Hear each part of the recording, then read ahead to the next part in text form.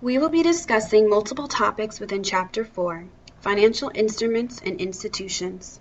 We will start off by explaining the different types of financial institutions, which fall into three major classifications. There are commercial banks, credit unions, and savings institutions. Commercial banks come in various sizes from large to small banks.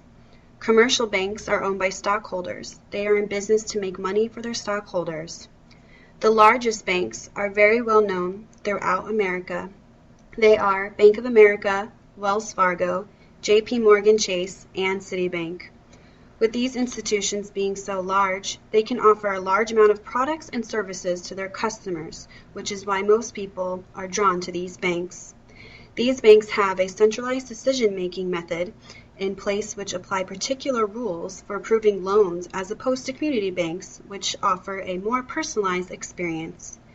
They're usually owned by families or community member stockholders who live in the area. Credit unions are another option to bank with if you are looking for a smaller bank owned by its members. They are not for profit, which means they usually don't have to pay income taxes like a normal business, resulting in lower fees for customers. The depositors of a credit union are considered to be owners and receive earnings in form of dividends based on the account balances. It's sometimes easier to get approved for loans due to more flexibility and risk tolerance. The drawbacks of a credit union is, if that you are a frequent traveler, you might not be able to find branches in the area you're going to, since usually these types of institutions only offer their services to the local area. Some are restricted on who they do business with, but many have become community credit unions, which allow anyone in the area to join. The least common type of financial institutions is a savings institution, also known as savings and loan. Originally catering to homeowners, the savings and loans offer savings accounts and mortgages.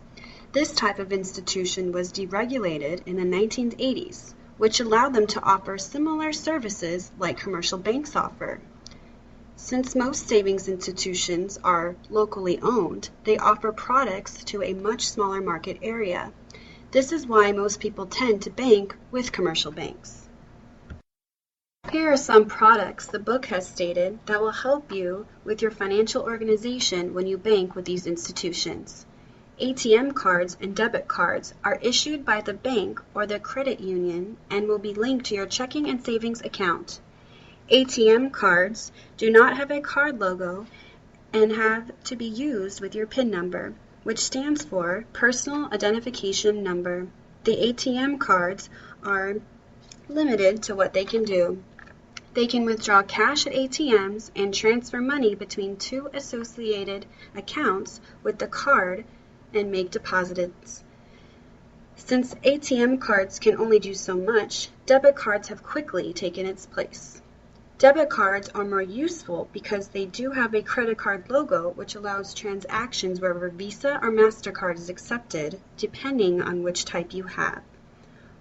Adding to the convenience of debit cards are the ability to use your signature to make purchases instead of your PIN, and some offer reward programs that will pay you a certain amount of money for a purchase made with your card.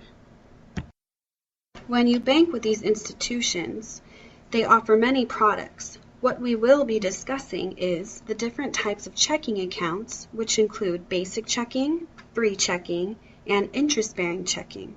Basic checking would work best with smaller balances. It's recommended to be used for paying your bills by check or electronic debits, and you usually have a set amount of transactions you are allowed per month. Be careful, because if you exceed that number, there can be fees associated each time you exceed your limit. A type of checking account not offered at all banks is called free checking. This option usually lacks features but has no monthly service fee. Be on the lookout for extra fees that may apply when you open this account.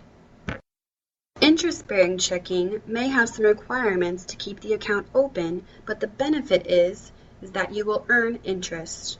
The requirements for this account includes keeping your balance over $1,000, having a regular direct deposit, or using your debit card for a number of credit transactions per month. The reason why people like large commercial banks is the convenience of the products they offer, such as computer banking, direct deposit, and online banking that's available 24/7. Smartphones allow customers to download apps that perform functions such as scanning checks, paying bills, checking balances, and making transfers.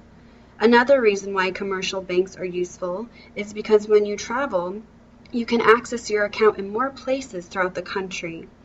This is why most people choose larger commercial banks, such as Bank of America, because it's one of the largest in the United States. Here is an in-depth presentation on Bank of America and its products it has to offer.